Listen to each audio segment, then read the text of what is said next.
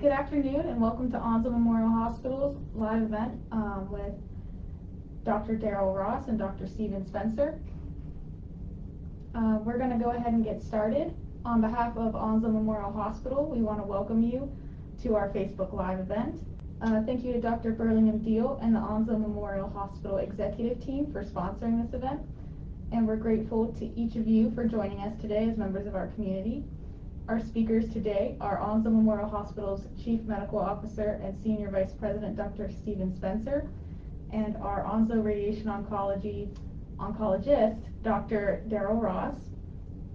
Feel free to leave any questions in the comment section and we will take time at the end of the event to answer as many as we can. At this time, I'd like to hand it over to Dr. Spencer and Dr. Ross. Thank you. So one of my favorite pieces of my job is actually doing these Facebook Lives. This is now our third or fourth one. It gives us an opportunity to talk to our doctors and really give the community an understanding of what you guys do. And hopefully, if they ever had the need, they would choose Onslow for their health services. And also just providing some general information about oncology and what we're doing here at Onslow. So I'll start off by saying we are very, very happy that you're here. You started about a year ago in a temporary position, and we were lucky enough to get you in a full-time position over the past few months. And it's really been a great addition to the Onslow team. I know you have a lot of great ideas about where the program is going and a lot of ideas about reaching out to the community. But first, I want you to just tell me a little bit about yourself, how you got here, what made you decide radiation oncology. Give us the Darrell Ross story. Okay. Well, thank you for having me. When I initially wanted to go into medicine, I remember literally being 12 years old, and my heart's passion was to be a physician. And through several iterations, even my parental upbringing saying, oh, you'll change your mind, don't feel like you have to commit, it was still a fervor. And then the passion for oncology came actually at 16, where my grandfather was diagnosed with lung cancer. And a very awkward set of events transpired, which led me to think how to process, handle, address things differently. And so that really, in retrospect, galvanized my desire to want to do oncology. I'd never heard of radiation oncology. I got into medical school, was uber excited, started doing rotations. Our fourth year came around, and they said, you get to select 3 elective months. And one of my friends said, we've been on call so much, you should go to radiation oncology. The call's not that bad. I'm like, really? So I ended up rotating in a slightly bougie setting outside of Detroit, which we were all eager for because being in the inner city was always a challenge, and you were on call every third night and needed a break. So I did the rotation, rotated with the chairman, rotated with a couple of other people. In the very end, I had a phenomenal chief resident, and the very end, my attending took us out to the physician lounge. And at that particular place, they had flowers, and you were served your dinner, and for us, it was just so foreign. And he very politely said to me, so what is it that you want to do? And I said, well, I'm going to go into internal medicine and then do medical oncology. And very matter-of-factly, he looked at me and said, no, you're not. You're going to be a radiation oncologist. And I kind of laughed because I said, oh, you don't know me. When I put my mind to something, I'm going to do it. So he goes, oh, no. We've watched you. This will be something that you will do long term.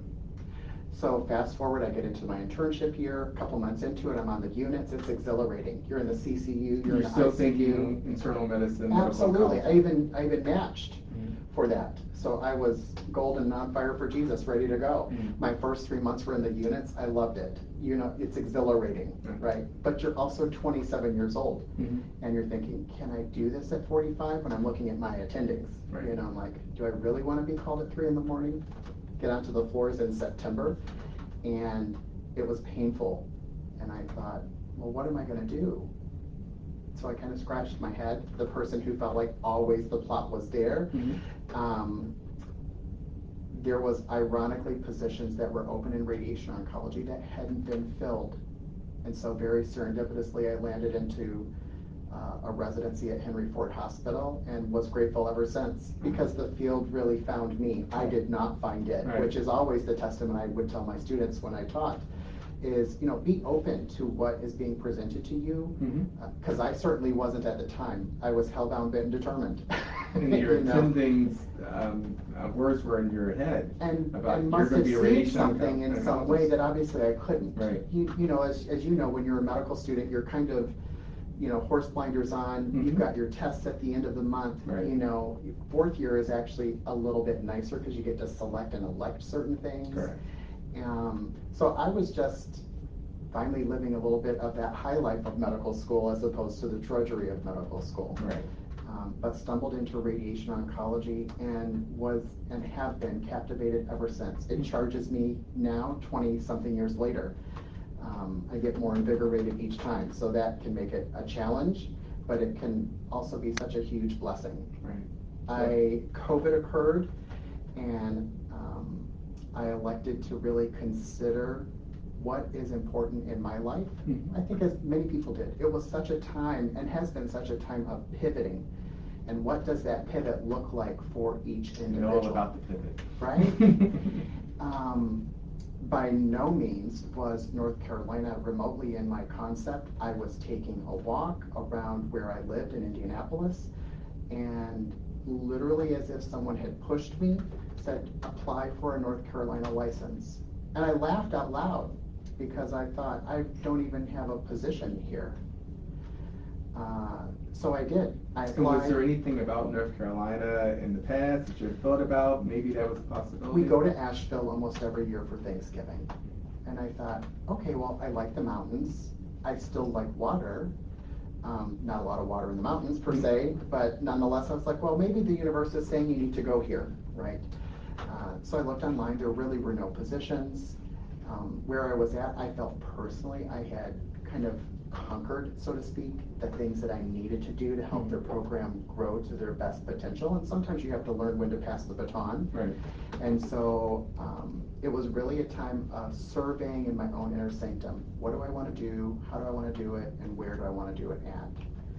And so I applied for the license. They said right on the website, this can take up to 6 months.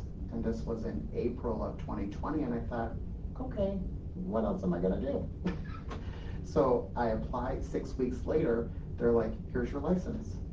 I had sent everything in that was needed, and things percolated along. The summer came and went.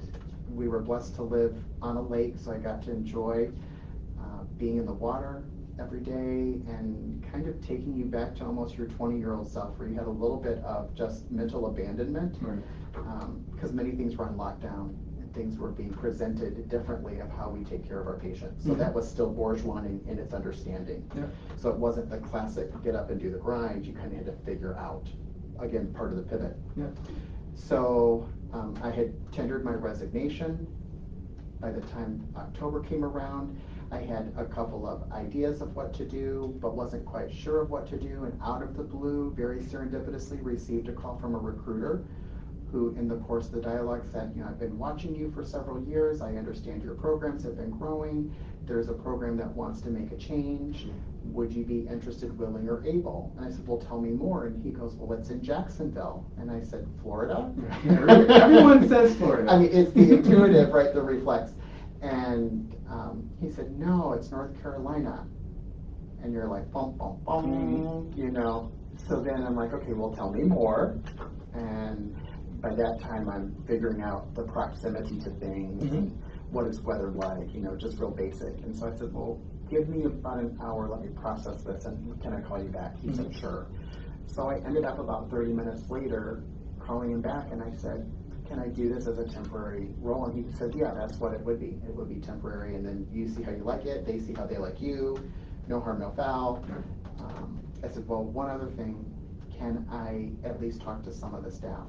Like, is there a manager? Is there a director? Well, they're kind of in transition, so they have an interim manager, they have an interim director. I said, okay, can I talk to them? So talked with them. We had set up a half-hour intentional discussion over a lunchtime, and then all of a sudden that parlayed into a 2.5-hour meeting. And really what the testament was is these two individuals, again, galvanized the way you were thinking, because part of the structure I was in was a little bit more quaternary. You had all the resources, you had the bougie support people. I had the 9 navigators, I had the 4 nurses and a medical assistant. You had computers at your beck and call here and with you. I mean, that part was amazing in reality. Right.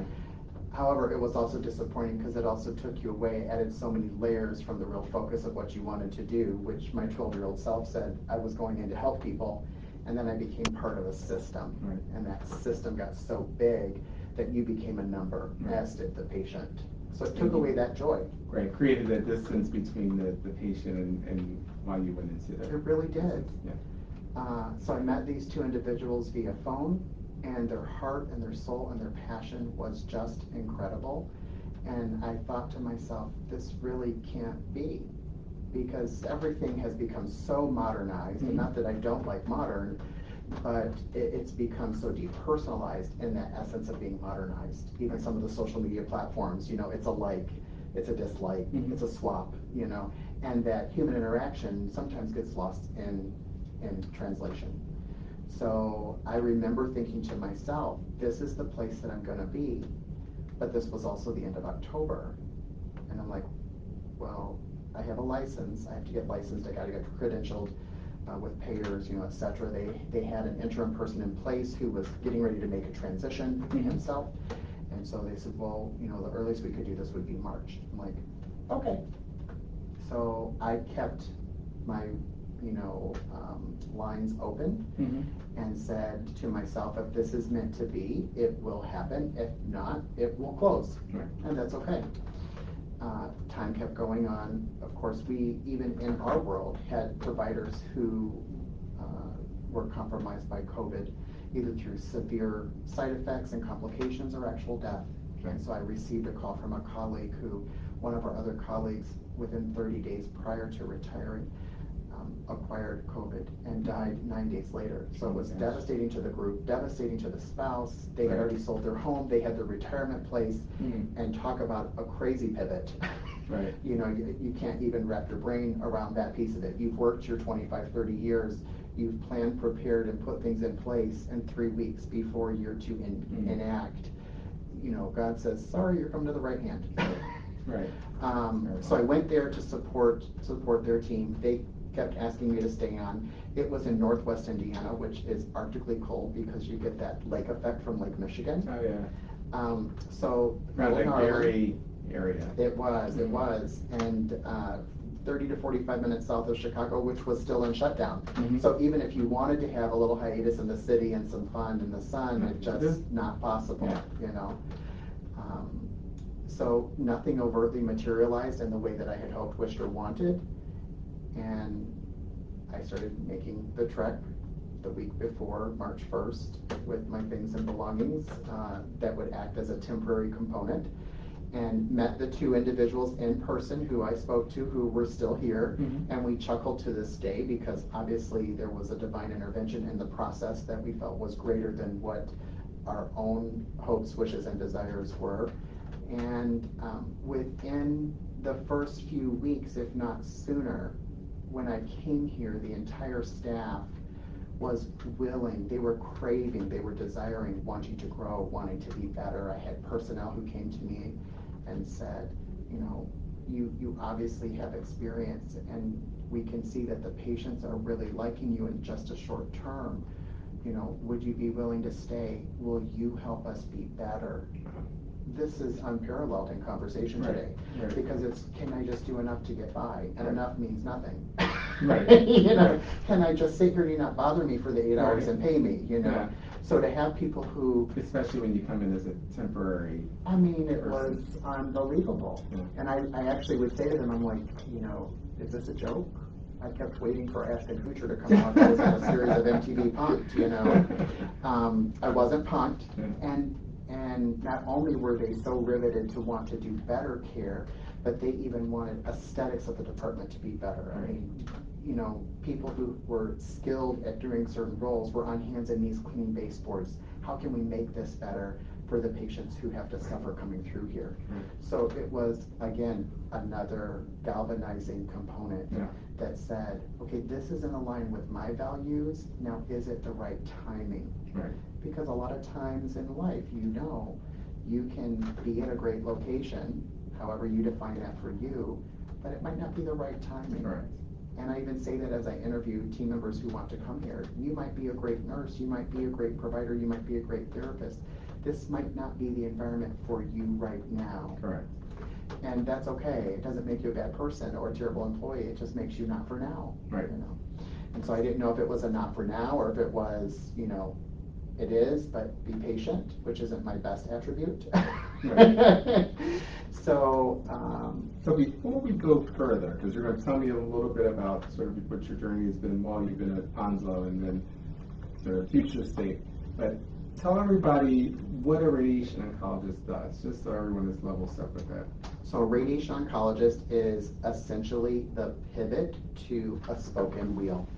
And from that pivot or point comes all of these various spokes, what I call units of the department. So you have front desk personnel, financial advisors, you have nursing or medical assistant personnel, you have therapists, you have physicists, and the physician is in charge, so to speak, managing, controlling, monitoring, governing how a patient is treated with radiation, because we use what's known as a linear accelerator, which is a device that is hitched into the wall or into the floor, weighs about 18,500 pounds, rotates around the patient while the patient is suspended in air on a table, and then aims the beam in the shape of a pencil lead to zap, kill, or destroy areas that are on the body or in the body.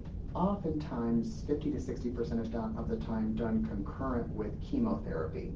So I kind of liken it to marinating meat, which is what our chemotherapy colleagues might do. Okay. And then once it becomes tender, or as it becomes tender, we seek to destroy those cancerous cells that don't have the same mechanisms of healing and repair like our normal cellular DNA.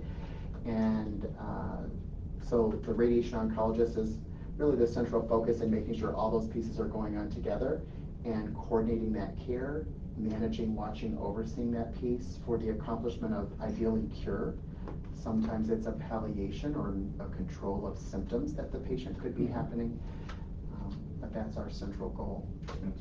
Any focus areas, so to speak, that for oncology, or do you see everything? Tell me, what kind of patients do you see? So I do adult care, which means any person over 18.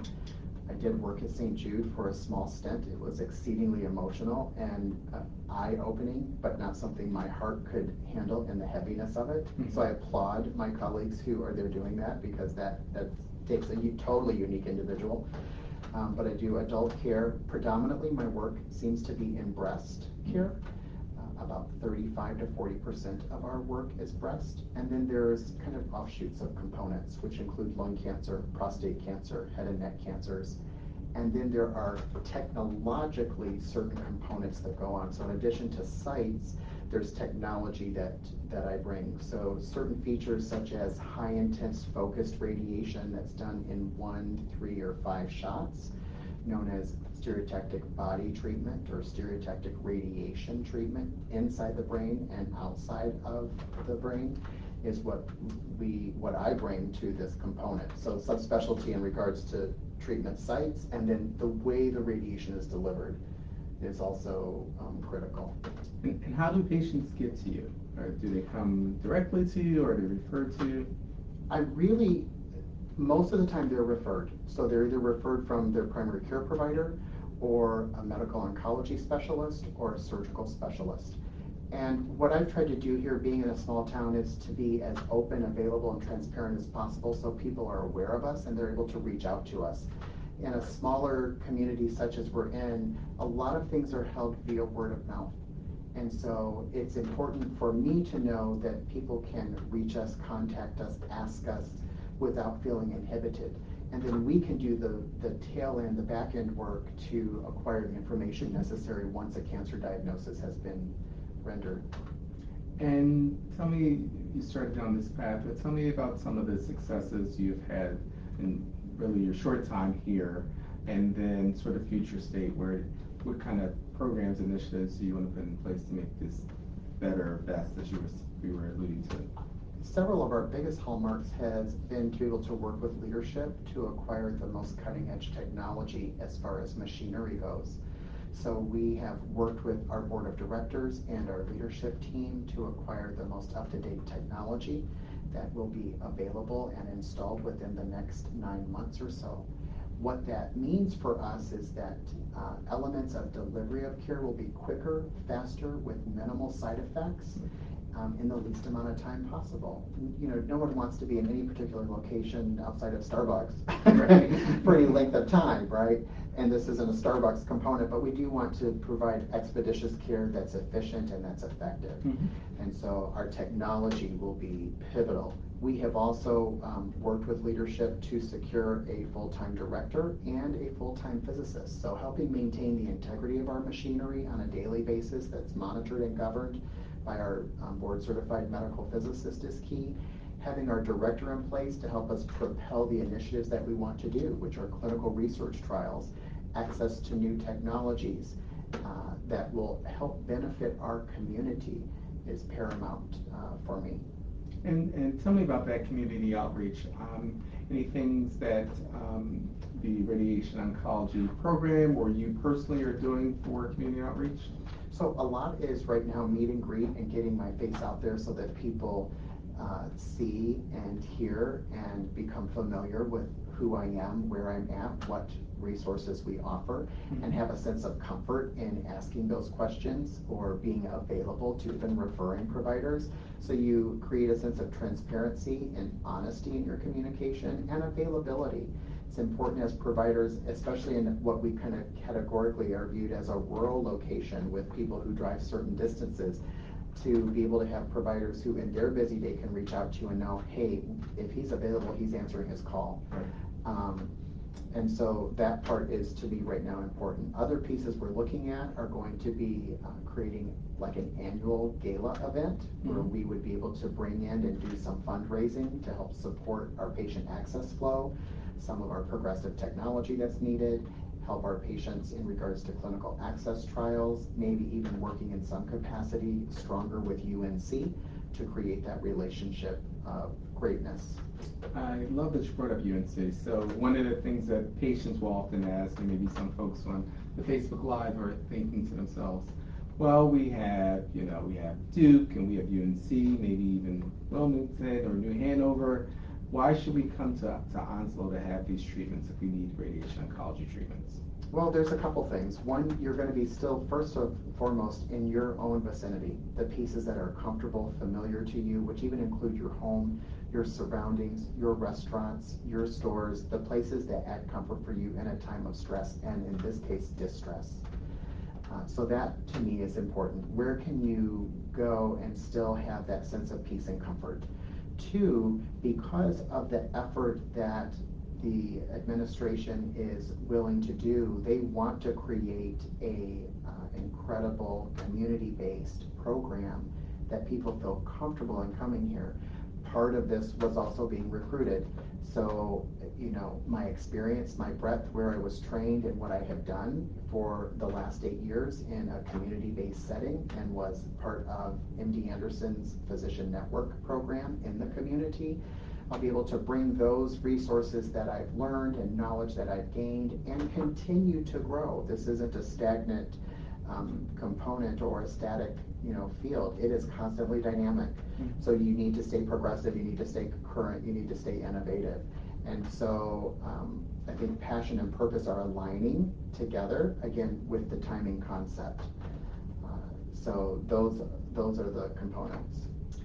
And so with that in mind, in sort of big picture, where do you see the program over the next few years? So if you wanted to break it down in 1, 3, 5, what are the big pieces that you see coming together over the next few years? Well, I think first and foremost is enhancing our technology and bringing in more advanced cutting-edge tools.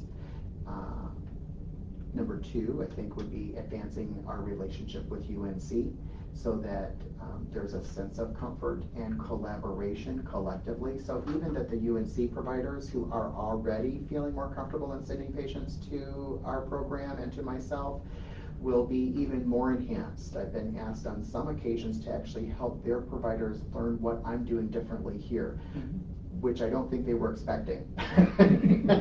But that's always a good thing. It also shows me that they're willing to grow as well, that sometimes what's being done in a more urbanized environment doesn't always parlay into a rural setting. Right. There's some practical pieces that get lost in the translation when you're 45, 50 minutes from your system, right.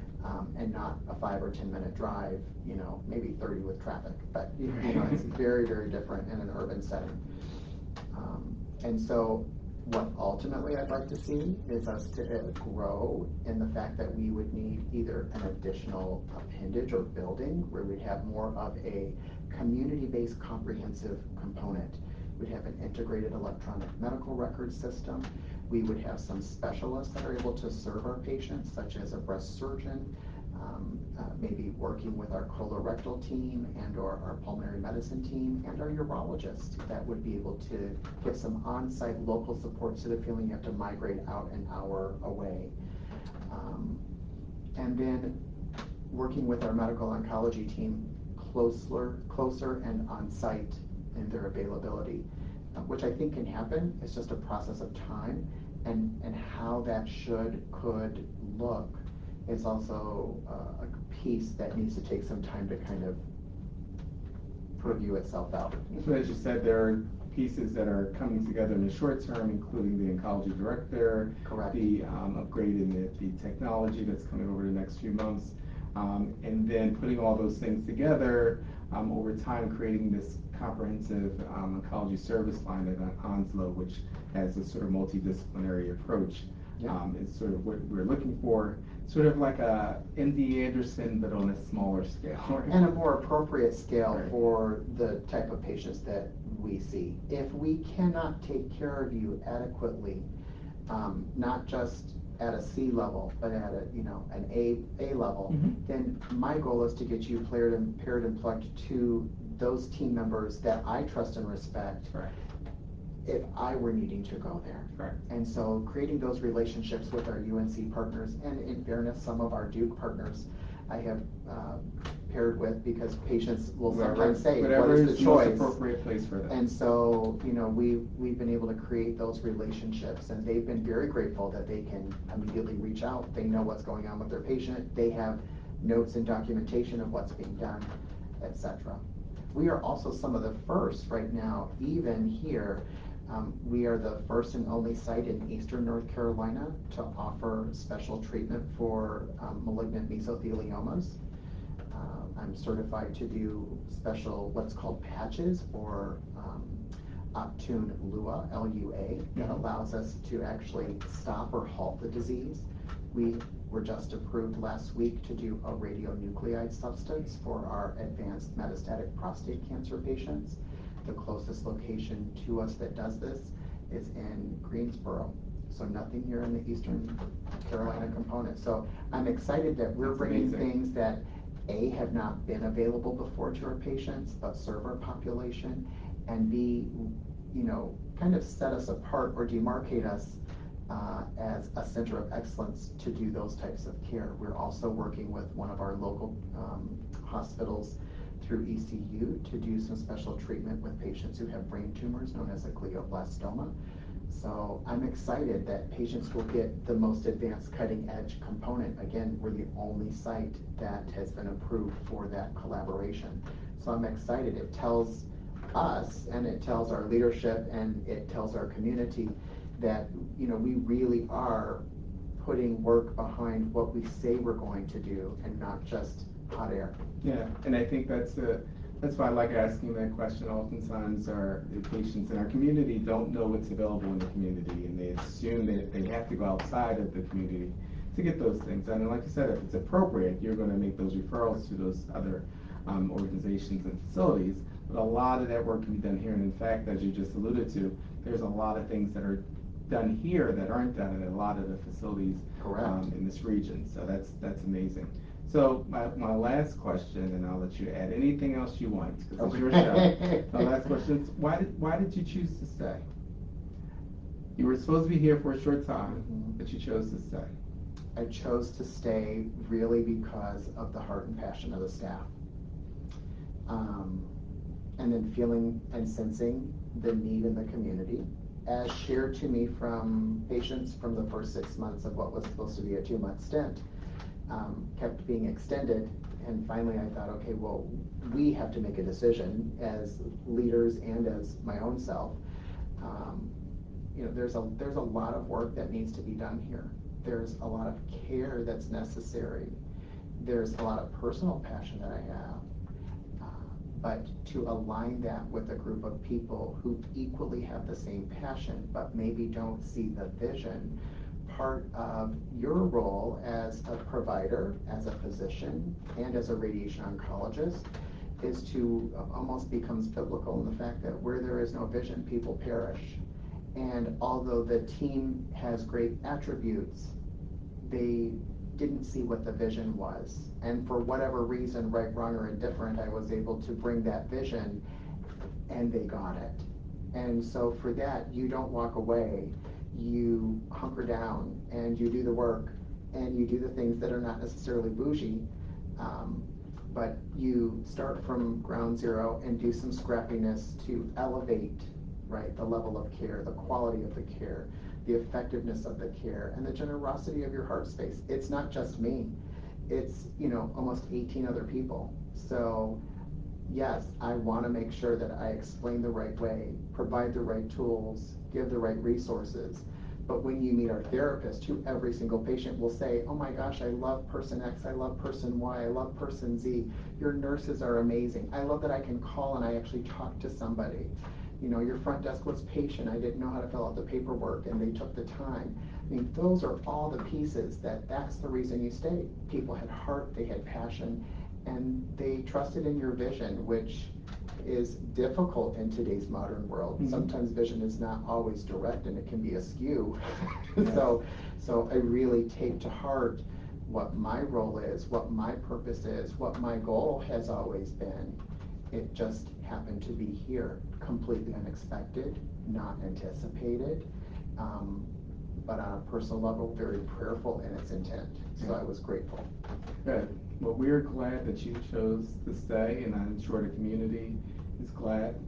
You're going to offer a lot of great things for this community and make sure we're advancing the care that we're providing for our community. So thank you. Thank you so much. Sophia, any questions?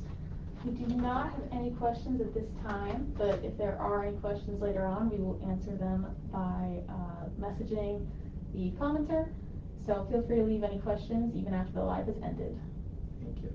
Well, thank you, Dr. Ross, for your time. We'll be doing this again at some point in the future. Okay. You're a great person to interview. I know you have a lot more stories in there. Well, thank you, Sophia, for your time. And if you want to end the Facebook Live. Yeah, thank you both, and thank you to all of our viewers for watching with us. Have a great afternoon, everyone, and stay safe.